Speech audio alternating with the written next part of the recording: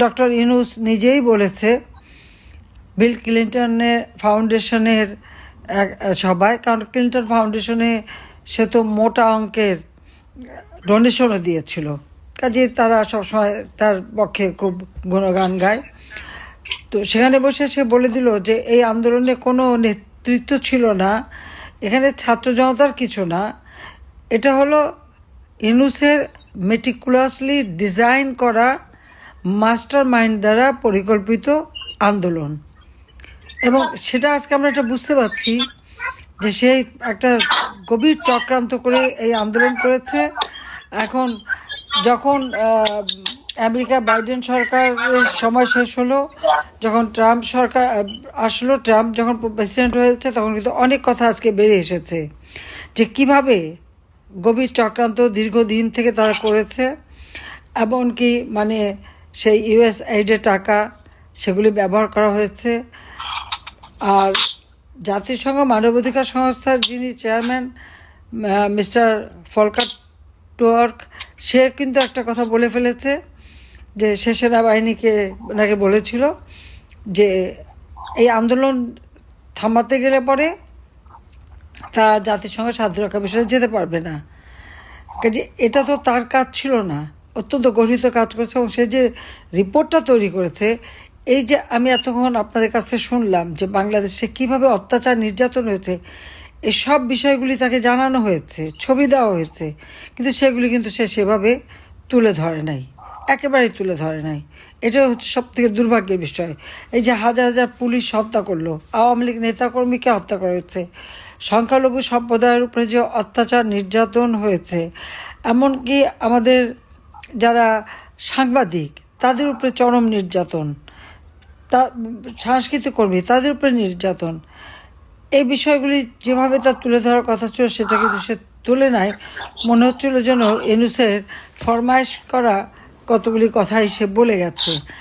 আজকে যারা সেই দিন আন্দোলনের নামে খুব লম্ফঝম্প দিয়ে বলল দেশ স্বাধীন করেছে, সেখানে ছেলে মেয়ে সবাই মিলেই ছিল, কিন্তু তারা যখন আন্দোলন করে 2024 সালের 7 জুলাই থেকে, আমরা কিন্তু তাদের উপরে টিয়ার গ্যাসের শেল মারা অথবা লাঠিপেটা করা, সাউন্ড গ্রেনেড, পানি মারা কিছুই করিনি। তারা একটানা সেই 7 তারিখ থেকে 14 তারিখ পর্যন্ত তাদের আন্দোলন চালায়। আমরা তাদের সাথে আলোচনা করেছি, বোঝাতে চেষ্টা করেছি, তাদের সব দাবি মেনে নিয়েছি।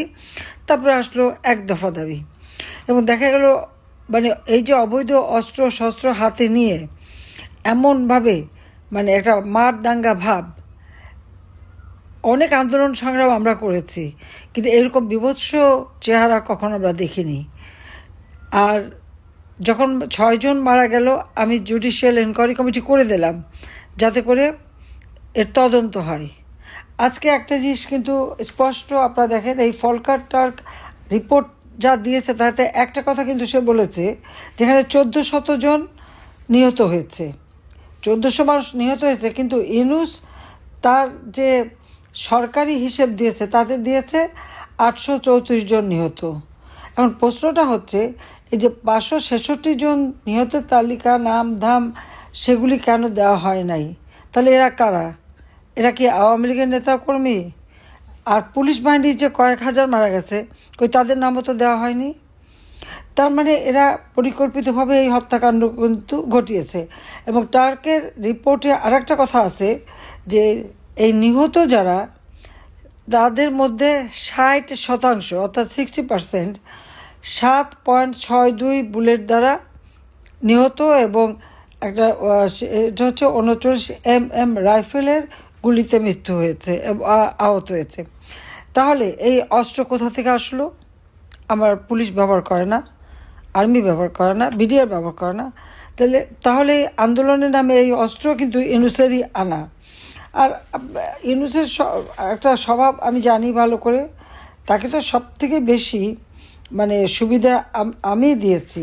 কিন্তু আজকে যেটা আমরা দেখতে পাচ্ছি যে সে যে মানে তার ক্ষমতার লোভে দিনের পর দিন যে আজকে নারীদের উপরে অত্যাচার, নারী ধর্ষণ, শিশু ধর্ষণ, কই তার পক্ষ থেকে এটাকে থামানোর কোনো উদ্যোগও কেউ দেখে না। কেউ মানে বিচারও পাবে না, ন্যায় বিচারও পাবে না। তাকে বোধহয় বিবিসি এবং স্কাই, গার্ডিয়ান, বিভিন্ন পত্রিকা এবং টেলিভিশনে ইন্টারভিউ দিয়ে যখন তাকে কথা বলা হয়, তো বলে হ্যাঁ তা তো মামলা করতে পারে, থানায় যেতে পারে, জিডি করতে পারে, অনলাইনে জিডি করতে পারে। কিন্তু আদৌ কি থানায় মামলা নেয়?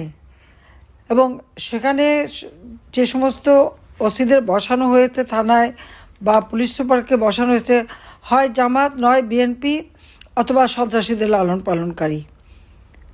এখন পর্যন্ত আমার আওয়ামী লীগের নেতা কর্মী কেউ বাড়িতে থাকতে পারে না, ঘরে থাকতে পারে না। আর তো হাজার হাজার নেতা কর্মীর ঘর বাড়ি, ব্যবসা প্রতিষ্ঠান সব তো পুড়িয়ে জেলে ছারখার করে দিয়েছে।